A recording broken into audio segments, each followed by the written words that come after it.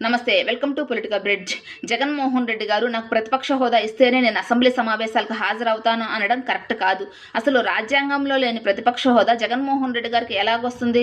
ఎవరికైతే 10% కంటే తక్కువ సీట్లు వచ్చాయో వారికి ప్రతిపక్ష హోదా ఇవ్వడం కుదరదు అని రాజ్యాంగంలో ఉంది. జగన్మోహన్ రెడ్డి గారు రాజ్యాంగాన్ని ఎంతగా ఫాలో అవుతారంటే, రాజధాని అనే పదమే రాజ్యాంగంలో లేదు అని చెప్పేసి మన రాష్ట్రానికి రాజధాని లేకుండా చేశారు. అంతగా రాజ్యాంగాన్ని ఫాలో అయ్యే జగన్మోహన్ రెడ్డి గారికి ఈ విషయం తెలియదంటారా? కేవలం ప్రతిపక్ష హోదా సాగుతో అసెంబ్లీ సమావేశాలకు హాజరు కాకుండా ఉన్నారు. అట్లీస్ట్ ఆ మిగతా 10 మంది ఎమ్మెల్యేలన్నా అసెంబ్లీ సమావేశాలకు పంపించవచ్చు కదా. వాళ్ళని నమ్మి ఓట్లేసిన ప్రజలకి వాళ్ళనే న్యాయం చేస్తారు. ఆ నియోజకవర్గ సమస్యల గురించి అసెంబ్లీలో ప్రభుత్వంతో చర్చిస్తారు. ఎందుకు జగన్మోహన్ రెడ్డి గారి ఇగో కారణంగా ఆ మిగతా 10 మంది ఎమ్మెల్యేల రాజకీయ జీవితాన్ని పణంగా పెడుతున్నారు?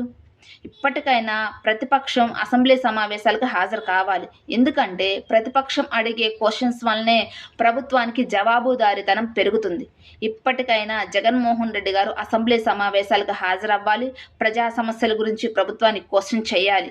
ఎందుకంటే ఇక్కడ జగన్మోహన్ రెడ్డి గారికి ప్రతిపక్ష హోదా ఉందా లేదా అనేది ప్రజలకు అనవసరం. జగన్మోహన్ రెడ్డి గారు ప్రభుత్వాన్ని క్వశ్చన్ చేస్తున్నారా లేదా ప్రజా సమస్యల గురించి అని మాత్రమే ప్రజలు పట్టించుకుంటారు.